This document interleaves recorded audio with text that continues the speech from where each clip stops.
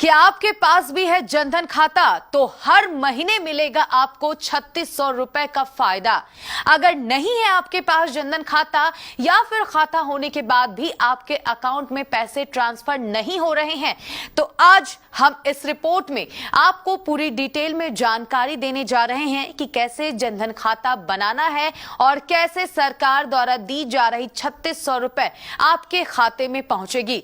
तो चलिए विस्तार से जान लेते हैं। स्वागत है आपका केबीसी न्यूज में और मैं हूं आपके साथ रोशनी। केंद्र सरकार की ओर से जनधन खाते की सुविधा को शुरू किया गया था।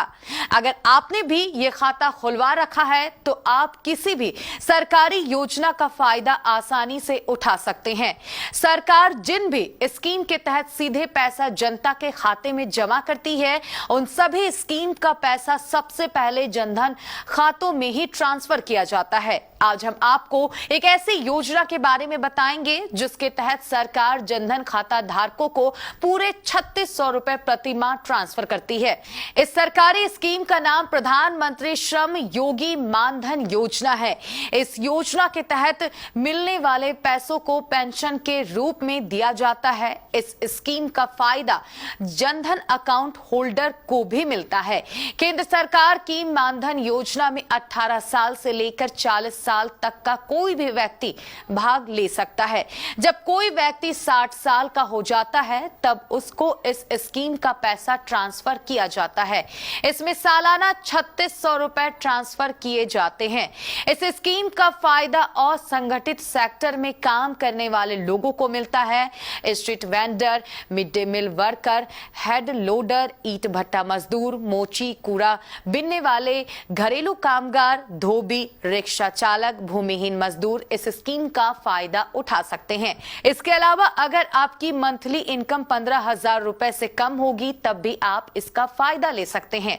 इस स्कीम का फायदा लेने के लिए आपके पास आधार कार्ड होना चाहिए। इसके अलावा आपका जनधन अकाउंट होना भी जरूरी है। आपको अपने सेविंग्स अकाउंट की डिटेल भी जमा करनी होगी। इस योजना के तहत अलग अलग उम्र के हिसाब से हर महीने 55 रुपए से 200 रुपए का योगदान करना होगा।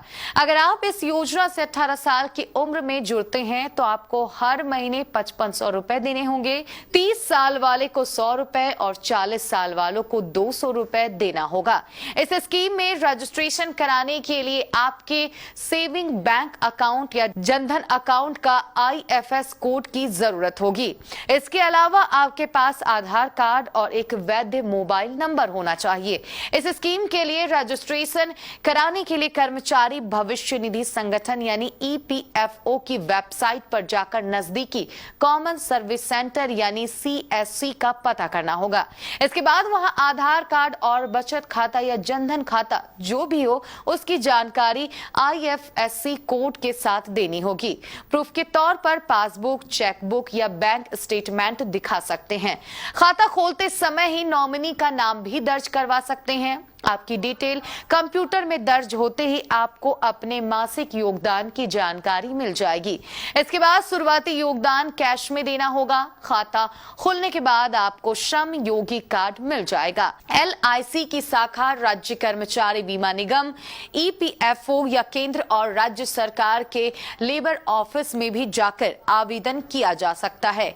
कुछ राज्यों में लेबर डिपार्टमेंट खुद रजिस्ट्रेशन अभियान चला रहे हैं।